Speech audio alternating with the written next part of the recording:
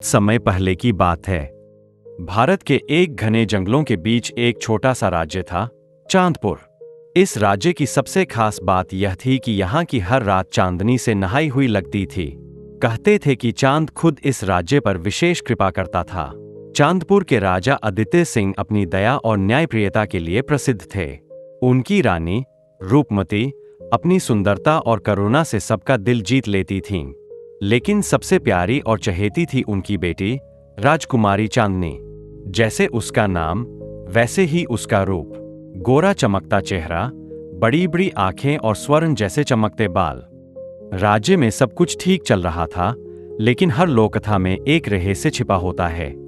चांदपुर के पास ही एक गहरी और रहस्यमयी झील थी, जिसे लोग अंध झील कहते थे।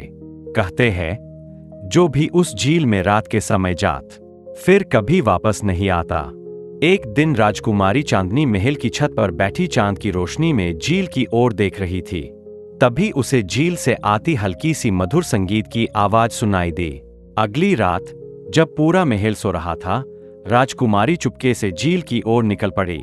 झील के किनारे पहुंचते ही उसे एक सुनहरी मछली दिखाई दी, जो इंसानी आवाज में बोली, राजकुमारी चांदनी, अगर तुम मेरी मदद करोगी तो मैं तुम्हें वो रहस्य बताऊंगी जिसे इस झील में छिपाया। चांदनी ने बिना डरे जवाब दिया, क्या मदद चाहिए तुम्हें?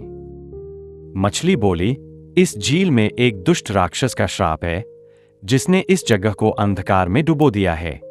अगर तुम राक्षस के दिल तक पहुंच सको तो यह श्राप टूट सकता है, लेकिन तुम्हें 3 चुनौतियों का सामना कर। अगले ही पल झील के पानी से एक विशालकाय छाया उभरी। यह एक भयानक राक्षस था, जिसकी आंखें जलती हुई आग की तरह चमक रही थीं। अगर तुम्हारे पास सच्चा साहस है, राक्षस गर्जा, तो इस झील के सबसे गहरे तल तक जाओ और मेरे छिपे हुए दिल को ढूंढो। अगर तुम्हारे पास सच्चा साहस है, चांदनी ने बिना झिझके झील में छलांग लगा दी। जैसे जैसे वह गहराई में जाती, अंधेरा घना होता गया।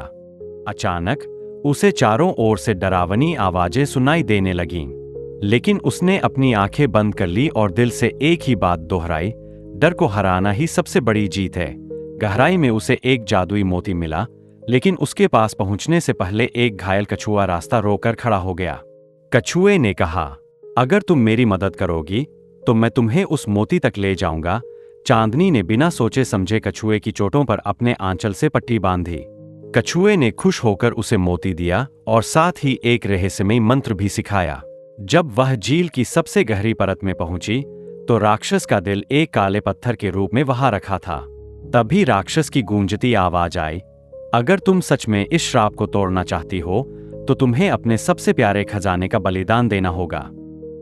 राजकुमारी ने अपनी मां की दी हुई सोने की हार की ओर देखा। यह हार उसकी मां की अंतिम निशानी थी। आंखों में आंसू लिए उसने हार को दिल के ऊपर रख दिया। एक तेज रोशनी हुई और राक्षस का श्राप टूट गया।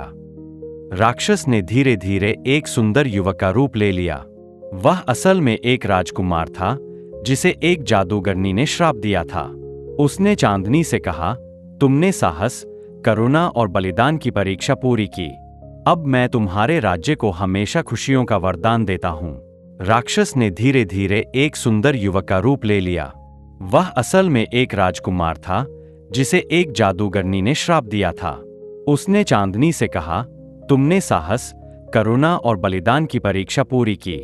अब मैं तुम्हारे राज्य को हमेशा खुशियों का वरदान देता हूं। सीख, यह कहानी हमें सिखाती है कि साहस, करुणा और बलिदान ही सच्ची शक्ति है।